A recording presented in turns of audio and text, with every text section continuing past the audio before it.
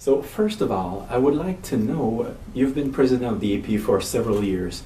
I just would like you to refresh my memory about what was the history of reorientation therapy. When did you start to hear about this new development, and what can you tell me about the first reaction of the APA at that time?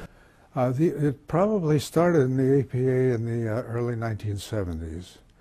And at that time, the women's movement was in ascendancy and it tended to overshadow the gay rights issue. But the two seemed to meld as they went on. And, you know, there was a time when I couldn't tell the difference between women's rights and gay rights because it involved the same people. The first time it came up, and I was a member of Council. This would have been 1975, because I remember that's when I made the resolution. I made the resolution that being gay was not a mental illness. It was characterological. And it passed the Council of Representatives. And that was the first issue that came up.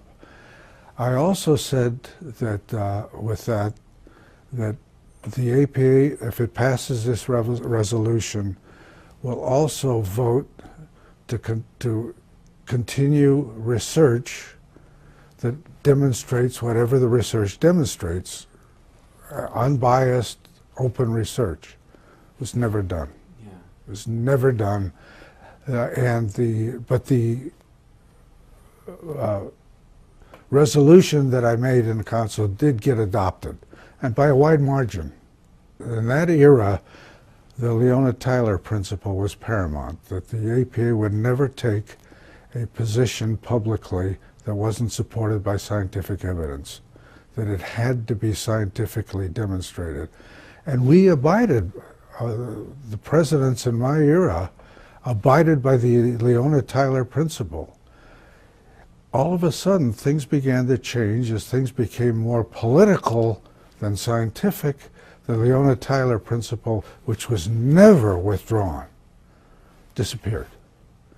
In fact, you can't even find it in the annals of the APA. If I didn't have it, it wouldn't exist as far as they're concerned.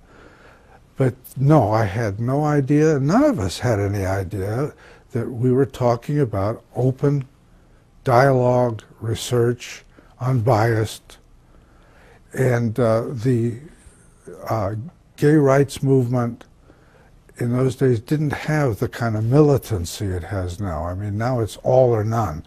In the early years, it was more like, let's see what's happening.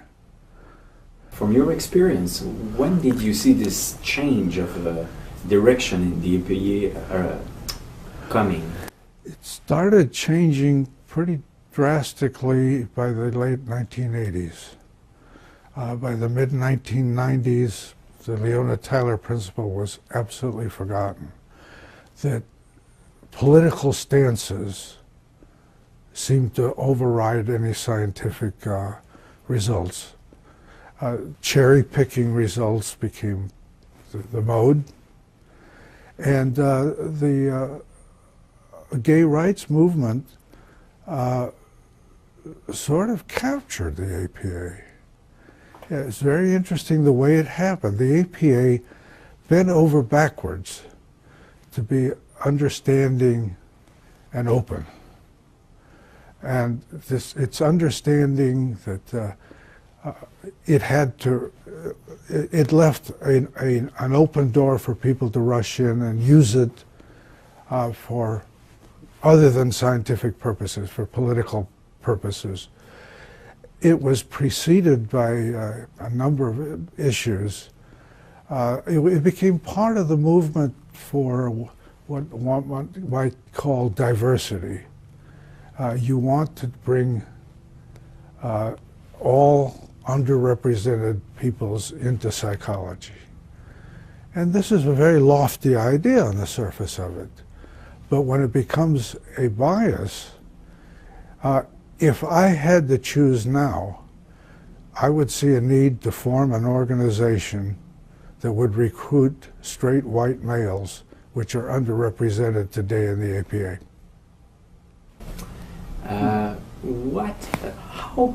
What happened step by step so that the organization changed like this within 20 years? We developed a group of psychologists that numbered around 200 to 250 that rotated themselves through all the offices of the APA. When a rule was passed that you couldn't serve more than X number of sessions on council or on a certain particular office, they would rotate. They would run for another office and then come back to council.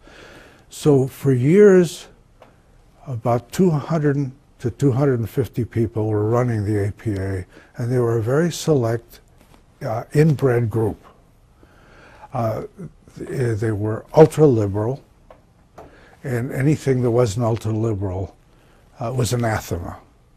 So that things like questioning some of the statements about gay and lesbian rights was not being accepted. It became a civil rights issue rather than a scientific issue. Now, I believe in civil rights. I was very active in helping gays be accepted in the APA. To this day, I am not opposed to gay marriage. I know I differ with Narth on some of these issues, but nonetheless, my position is that the person is the one who decides what they want to do with their orientation. And if somebody decides to be gay, I respect that. If somebody wants to marry a same sex, I respect that. But I also respect the right to disagree.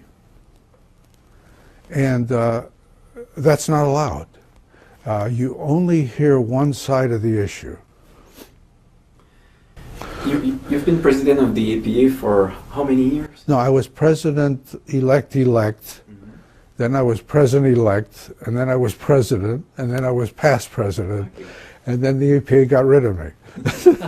Well, you were president during how long? I was president 79 to 80. Okay.